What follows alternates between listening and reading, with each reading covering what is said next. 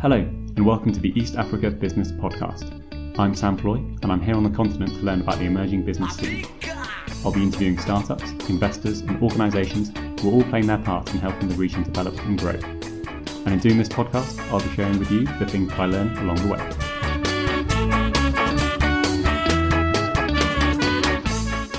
Understanding the consumer is an important part of a lot of businesses. Boniface is a director of SBO Research, a market research company that has been in business in Kenya since the mid-90s. After finding them on Google, I went in for a chat and we spoke about his perspective of the market.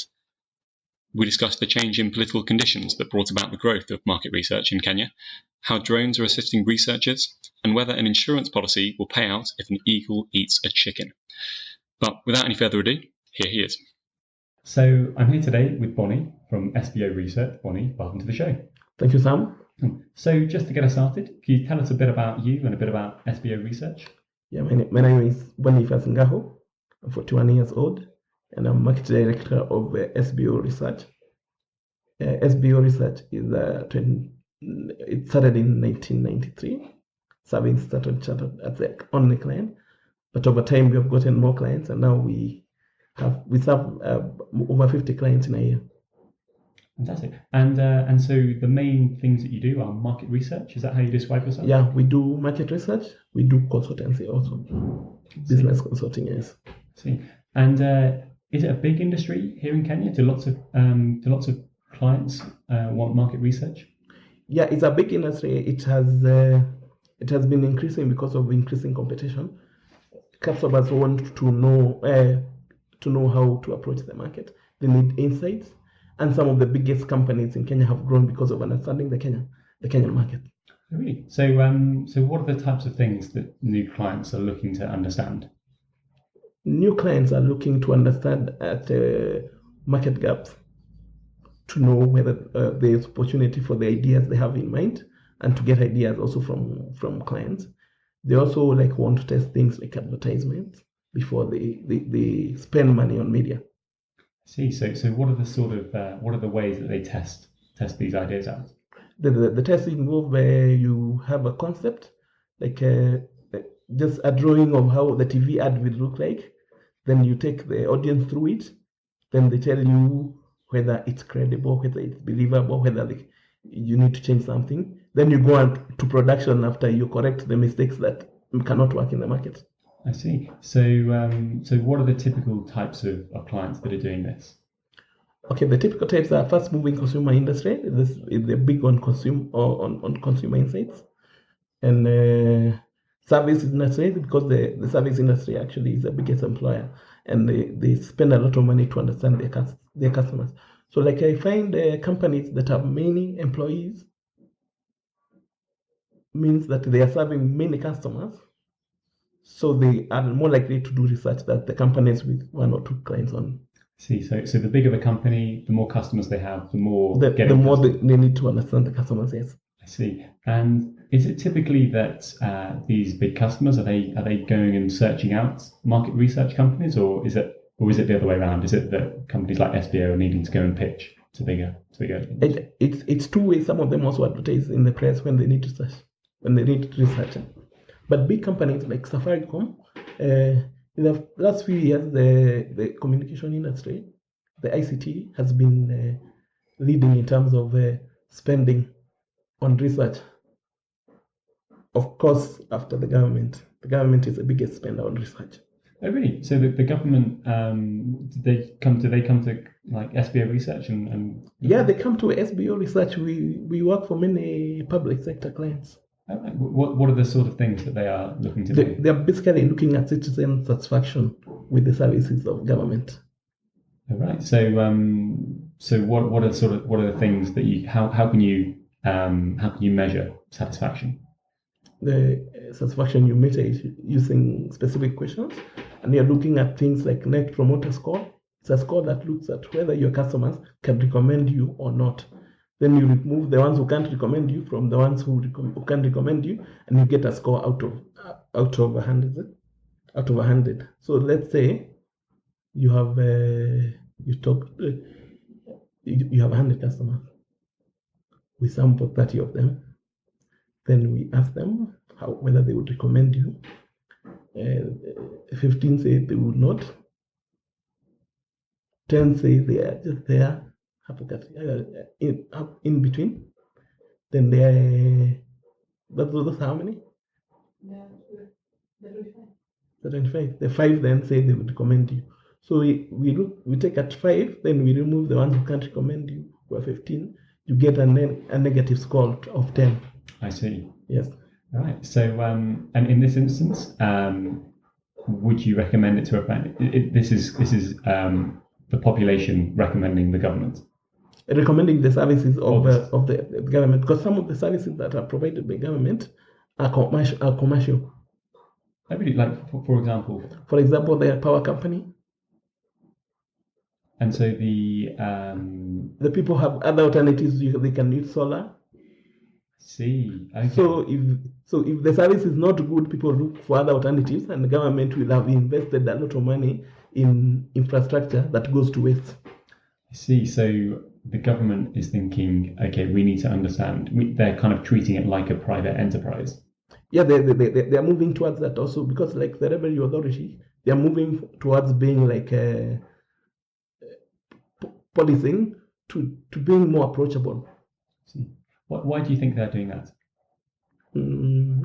It's a global directions for regulators, and also the constitution requires that that the consumer has so many, the citizens have so many rights, so that they don't want to make mistakes that can end them in court. I see. Okay, and also they want as the politicians want to be seen like what they are working.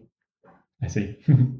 And when you kind of do this research, how are you doing it? Is it through surveys?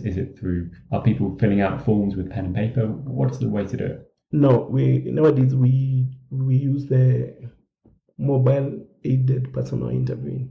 When you load the questionnaire on a mobile, then the interviewer just goes to a site and answer the questions as they are talking to the respondent. I see. So you have individual agents, yes, who go and talk to people. Do you stop people on the street? How do you find the people?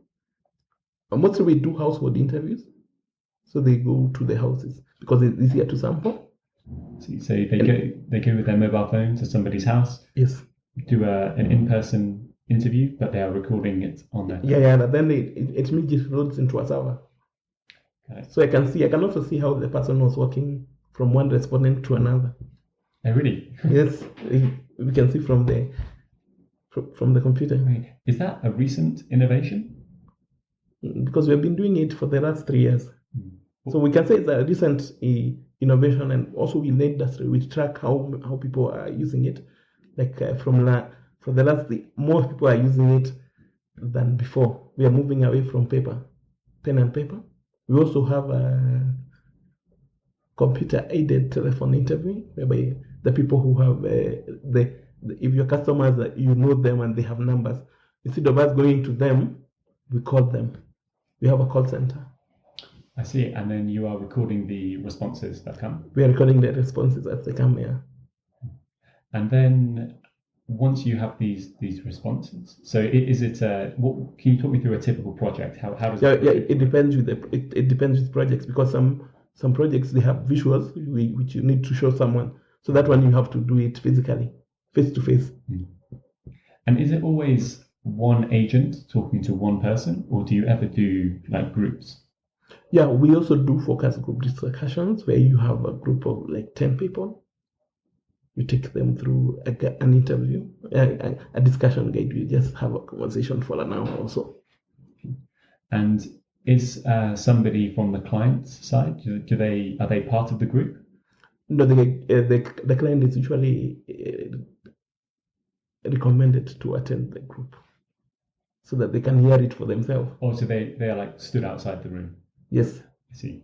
And because also the other thing that is a recent phenomenon is like WhatsApp moderation, whereby those people who are coming to the focus group, you have a chat on WhatsApp before they come, so that it reduces the time that the group takes, and also it's good because the client sees the responses.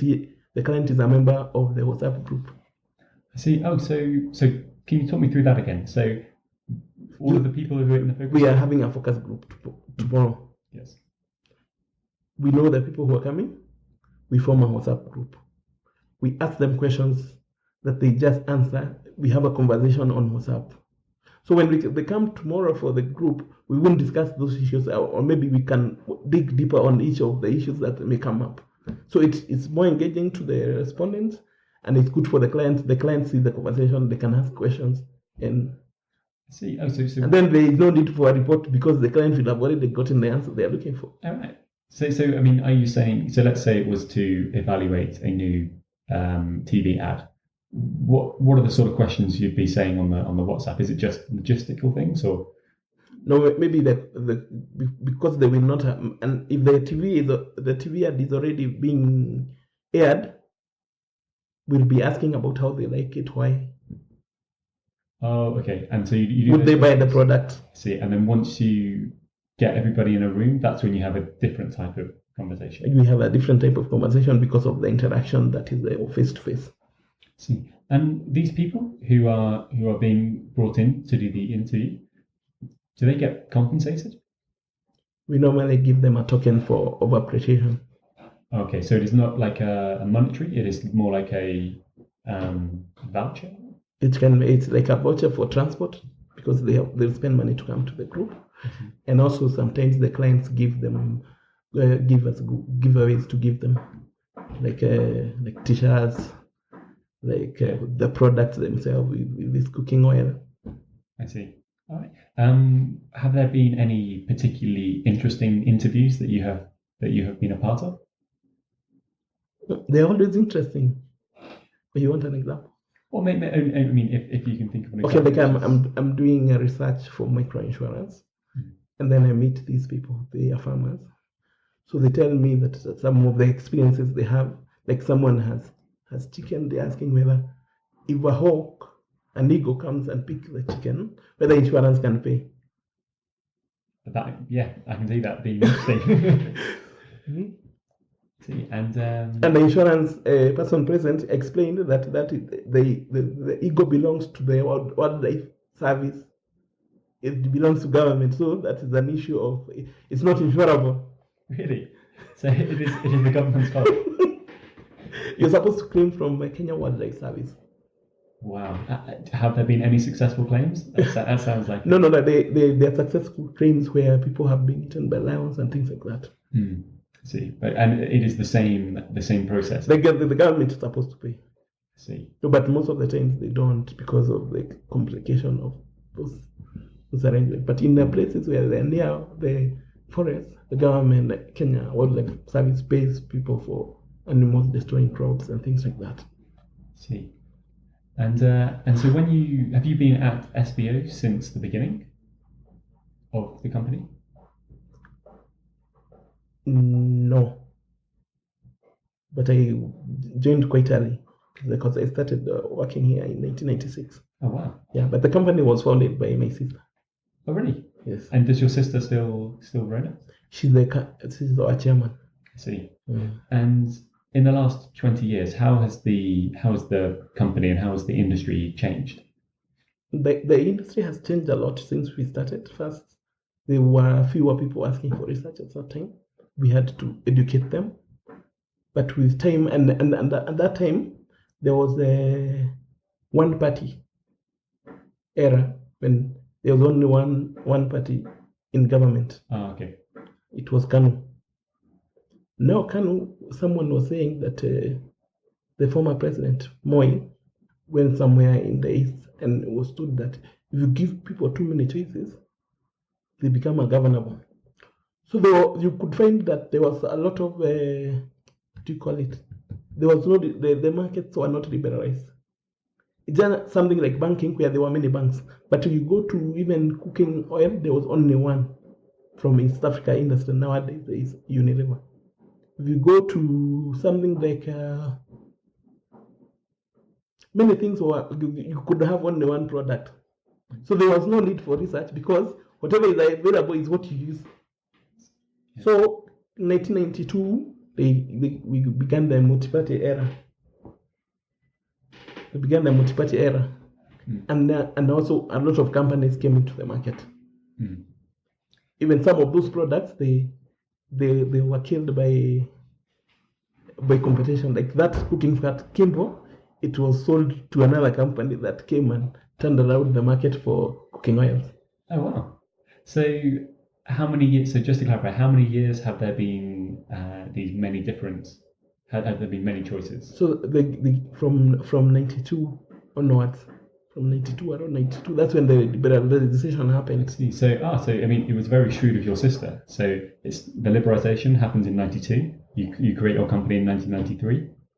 Sounds like you had very good timing to start the business. Yeah. That was a very good timing to start the business. Then when Kibaki became the president, he was very performance oriented. So that's when the government department and companies were required to have an index for customer satisfaction. So it's a requirement now for them to do that survey. See, so it is like compulsory, and so they must do this, and so you are one of the people who do this. See, what are some of the differences in how different companies do market research in Kenya, or are they all pretty much the same? No. We have companies that just do field work. Then the client will look for someone to analyze. We have others who do just analysis. We have others who also do political polling. Others don't, like we don't. We don't do political polling for publication, but we have capacity for polling. And then we have like 3 tiers. I would say the tier 1 are the mainstream industry, tier 2 are the upcoming one, tier 3 we call them briefcase, but recently we have changed. We have stopped. That word is arrogant. So we agreed to be calling them boutique. Okay. Boutique agents. So but they are the smaller operations. They are small operations. Someone operating from home. Okay. We call them SOHOs, small office, home office. Okay. SOHO, like that. SOHA. And so you are in the top tier. SBOs. We are in the top tier, yeah. Yeah. We are in the top tier, yeah. Very good. And do you find that it is in the top tier? Also, we have some companies that are global and others are local or regional. Okay. Like we are regional, we work in Africa. Okay, so yeah, your clients are only, is it just in Kenya, or are you in other countries as well? We work with clients from all over, because some of the clients are from America, others are from Europe, others are from India, others are from Africa. But the market we focus on is Africa, so they want to understand the African market even if they're in other markets. Okay, so these are multinational corporations who are looking to maybe introduce a product into Africa? Yes. Yeah, because also there's a service we do, it's called retail audit. So it's to just sample the retail outlets and know the trends. I see. And so these are typically, is it, who is asking for that retail audit? It's like people who sell consumer goods. Okay, so they're thinking, I've got this consumer good in America, I want to know whether it would work in Kenya. SBO. Yes. And also, you have this product, you want to know when the competitors are getting in. Oh, okay. Like now, you'd find that somewhere in the border of Kenya and Uganda, products from Uganda comes and eat into your market there. So you need to up your game there so that you protect your market. See, and you are able to do that? Yes. How do you do that? Do you have people that go into the shops and? Yeah. We partner with the shops so that we do opening stock at the beginning of the month and do closing stock at the end of the month, so we can be able to know their sales. Then we expand that into we expand that into the whole market. As in, we are taking a sample, but we apply it to the whole market. We know that Tusker has 20% of the market. This month, it has gone down to 18. Ah, I see. Oh, right. So it is like inventory software that you have. Yeah, it has an inventory approach. Okay. And a lot of the shops, they're happy to do this, or is we pay them. Ah, I see. So it is. They are happy. They are happy for the compensation. Thank you. And have you found that is it mainly American companies who are interested in the retail products here, or are there companies from other parts of the world? Even companies from Europe, because like my clients, the ones I've worked for, Unilever. Unilever, is it American? I think it is. Yeah, it's Europe. I think it's American. Yeah, I think it's American. Yeah. But for British American, I think it's both. Oh yeah, we don't. Yeah, there is definitely Unilever. It's very big in Europe as well. Yeah. Yeah. Okay. No, it's more of someone who is dealing in a certain industry. If you have your product is at the shop, then you need the retail audit. Yeah, got it. And when you sort of look over the next 3 years, 5 years, how do you think the market research industry might change? I think the game changer will still be with technology. Because what we are seeing nowadays is that some people who were not researchers actually give client solutions. People like Facebook can do a lot of research. People like Safaricom, they have bought a certain app that is used in hotels to rate service. Mobile survey, they have bought that company. So we are seeing new competition from different sources and mainly competition technology driven. So we have seen in America, people are using drones to do home observation. Because if you go to, normally there's a service we offer, which is delivered through ethnography, where you go and almost live with a person, see how they brush their teeth. I mean, so you're looking for opportunities. Like Nokia did that and found that some people in India, the houses are always flooding. So they made the phone with a hook so that you don't keep the phone down. Ah. But you could not tell that without observing. I see. So now to do that thing, sometimes it's too intrusive. So nowadays people are using drones or hidden cameras, things like that. So technology is the one that's gonna change the research industry. I see. And is this something that you are excited about, or? No, we are very excited. Yeah. Because the drone will be there, it's observing, the client is sitting there, and the researcher there. We are seeing how the consumer is interacting with our product. So just so I understand, that in this instance, the drone would be kind of hovering outside their house? Yes. Cool. I mean, would people be... No, I've seen experiments being done. Yeah. Would the consumer be happy with this? The consumer, they just have to accept. Oh, because they... Of course, when you recruit them, we agree, and probably there's a compensation, so they're happy. Oh, I see. It's not like you're just sending out drones and spying on people eating their dinner. It's just that the drone is it's less personal. So you don't feel like you're being seen. So you become more natural. So you can see the trends very, very well. I see. And do you think that... And then it's also the issue of big data. Mm-hmm. Because like you see, a company like Safaricom has a lot of data about people.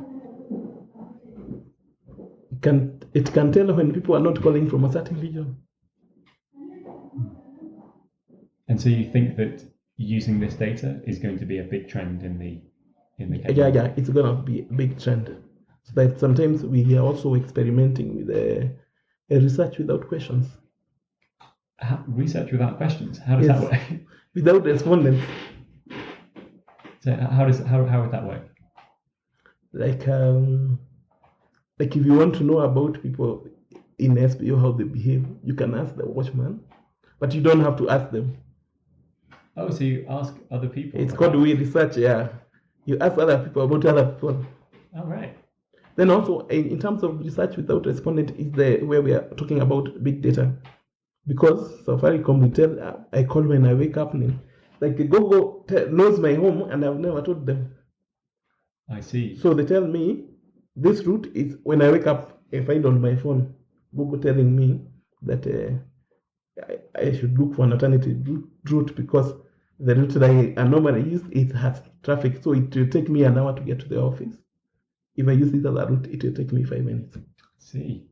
So it means that they have known where I live and where I work by looking at where I am at different times. They have never asked me.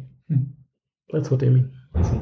And for me, that sounds like a lot of it is dependent on people having smartphones. In your experience, I mean, have enough people in Kenya got smartphones to make those sorts of those inferences? We have about 4 million, I think. But the trend is that it's increasing. People are moving towards smartphones because they want to use things like WhatsApp and save money. See, so having more of these, more people using smartphones means more data is able to be collected. It's basically the Internet of Things. And when you sort of look over these next few years, will you be looking to expand your team? Yeah, we'll be looking at expanding our team. We'll be looking at using robots also. I think like in South Africa, a media company, it fired the editors and it just uses a robotic they just have to edit. Oh, they have a robot to edit the article. Yes. Wow. And do you think a lot of these, let's say you get more into big data, will you be looking to hire people within Kenya to sort of do this job? No, I've seen a study that has been done about the future of different careers at different areas, and they're going to be a lot of automation. But research, it's predicted that it will employ more people. So it's a growth industry in terms of, because we are driven by competition. So the more the competition, the more the people have to understand the consumers. And that need is going to become more and more as we change. And when you look at the skills of a good researcher, what do they look like? So basically, they are curious. And they have some good education also because research is academic. So people who can do teaching can also be good researchers. They also need to have emotional intelligence because you have to connect with the respondent. Some statistical training is important. Business training if you're doing business research. Political science if you're going to do political polling. Some technical understanding if you're going to work for ICT. And do you find that people that you are looking to hire have those skills? They have those skills, and also they need to be patient with the respondents. Yeah, they have those skills, but the skills are scarce. So you see people moving from one country to another. There's a lot of what do you call it? There's a lot of migration from company to company, compete for stuff. So meaning that those skills they're a bit scarce. I see. It's not easy to get a good researcher. I see. So you look at the one who has been trained there, then you pay them. Right. So we'll just do a few more questions. Okay, that's okay. So when you sort of look back over the last sort of few years and you look at the work that you've done, what has been the biggest learning that you've taken? Okay, like in 2009, I had this paper I presented in a conference, which was based on some of the things I found exciting, and it was about understanding the African consumer at the bottom of the pyramid. So I got very excited about it. So I went and did the paper. I won an award. I went to Switzerland as a result. Oh, really? And what was the conclusion of your paper? The conclusion was that the small consumers, those at the bottom of the pyramid, actually you cannot approach them the way you approach an elite consumer. So most of the people who run products are elites themselves. So explaining the habits of that person, the way they consume things differently. And the way, if by understanding that, you will thrive. So because some companies didn't want to serve that market, like there was an insurance company, they had told me that that they're posh. So by serving that company, that market, you dilute the brand. So, but now through that my paper, I was explaining to them that actually those consumers are very loyal, and when you serve them, you also get the elite. See, you see, like the person who cleans my house tells me what to buy. She says, "Oh, this detergent is not the right one. It will make your clothes fade." So I buy what she says. So but then if you are advertising to me, you are wasting your time. Mm-hmm. That is a very good insight to have. And where can people listening at home, where can they find out more about what SBO Research does? You can find out from our website. It's www.sboresearch.co.ke. You can also find out I've been a writer for a columnist for Business Daily for over 5 years. So I've written a lot of articles. That's cool, and I will link to those. So if you just go to bdafrica.com, which is the website for Business Daily, type my name, you search and see my articles. Fantastic, cool. And I will link to those as well for everyone listening at home. Yes. Cool. Well, Bonnie, that was really interesting. Thank you so much. Karibu sana.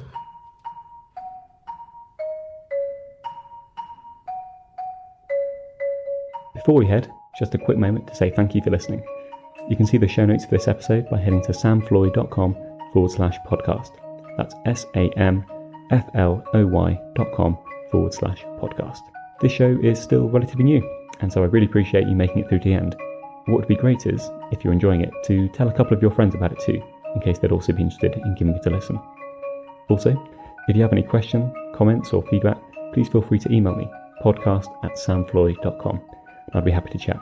In any case, have a great week and speak to you soon.